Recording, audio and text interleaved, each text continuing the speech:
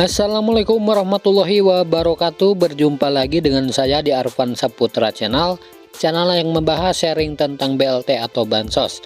Nah, pada kesempatan hari ini saya akan memberikan informasi terbaru ya terkait bantuan PKH maupun BPNT dari hasil rapat terbaru Kementerian Sosial Republik Indonesia.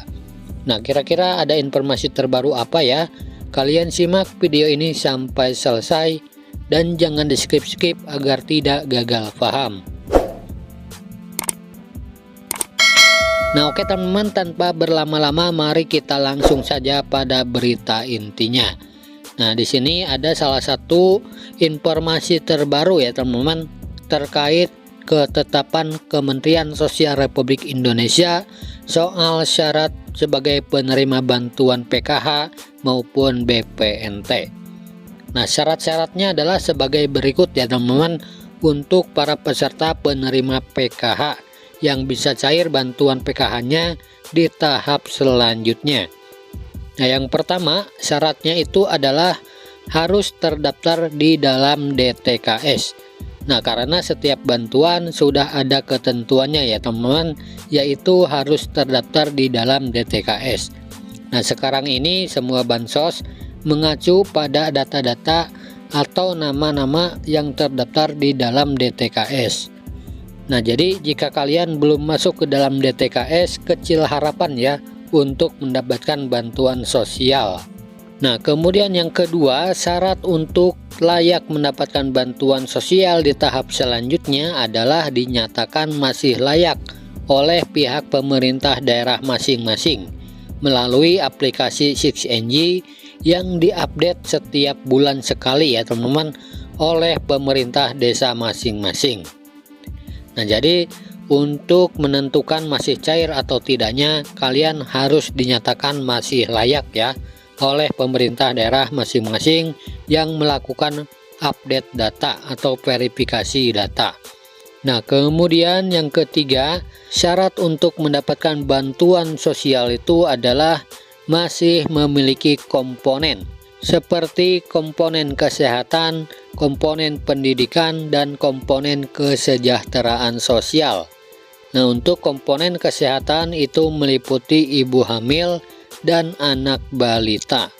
Sementara untuk komponen pendidikan adalah anak sekolah SD sampai SMA. Dan untuk komponen kesejahteraan sosial yaitu adalah komponen lansia dan penyandang disabilitas. Nah, dan perlu diketahui untuk komponen pendidikan itu nama siswanya harus terdaftar di aplikasi Dapodik sekolah ya teman-teman, serta harus sinkron datanya dengan data yang ada di DTKS dan Dukcapil. Nah, jadi datanya itu harus padan ya antara di DTKS, di Dukcapil, serta di aplikasi Dapodik sekolah masing-masing. Jika ada salah satu perbedaan, itu bisa menyebabkan bantuannya tidak cair. Nah, kemudian yang selanjutnya yang keempat adalah bukan penerima gaji di atas UMK maupun UMP atau UMR. Nah, jadi syarat untuk mendapatkan bantuan sosial bukan penerima gaji di atas UMK ya teman-teman, dan terdaftar di BPJS Ketenagakerjaan. Nah, kemudian yang kelima, syarat untuk mendapatkan bantuan sosial adalah bukan kategori penerima gaji dari negara seperti pekerja TNI, PNS, Polri maupun ASN ya teman-teman. Nah, kemudian yang terakhir yang keenam adalah syarat untuk mendapatkan bantuan sosial di tahap selanjutnya yaitu masih ditetapkan namanya di dalam SK ya teman-teman yang ditetapkan oleh pemerintah atau Kementerian Sosial Republik Indonesia. Nah, jadi selama nama kalian belum masuk ke dalam SK atau SP2D maka belum bisa cair. Nah, jadi jika nama kalian masih terdaftar sebagai penerima, pastikan juga ya teman-teman nama kalian masuk ke dalam SP2D atau surat perintah pencairan dana. Nah, selama nama kalian belum masuk ke dalam SP2D, maka belum ada pencairan. Nah, selain informasi tersebut, ada lagi informasi yang terbaru ya teman-teman, yaitu di sini saya ingin memberikan informasi bahwasanya saat ini sudah ada sekitar 2,2 juta KPM yang namanya dihapus ya teman-teman, atau dinonaktifkan sebagai penerima bantuan sosial. Nah, ini dikarenakan berbagai hal yang tidak sesuai syarat seperti yang tadi saya sebutkan ya. Nah, kebanyakan KPM yang dihapus tersebut adalah yang terdapat atau terdeteksi memiliki gaji di atas UMK atau UMP maupun UMR ya, dan namanya terdaftar memiliki BPJS Ketenagakerjaan. Nah, jadi untuk KPM yang gajinya di atas UMK mungkin tidak cair lagi ya teman-teman, karena sudah terdeteksi oleh sistem. Nah, selain itu juga ada lagi KPM sebanyak 23.000 ya, yang namanya dihapus sebagai penerima bansos karena terdeteksi sebagai pekerja ASN ya teman-teman.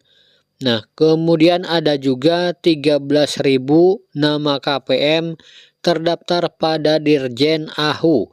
Nah, di mana mereka ini memiliki badan usaha atau istilahnya memiliki aset usaha ya. Nah, jadi pada intinya untuk para KPM PKH maupun BPNT yang bantuannya tidak cair lagi, kemungkinan terdeteksi oleh sistem ya teman-teman, yaitu memiliki gaji di atas UMK dan terdaftar di BPJS Ketenagakerjaan.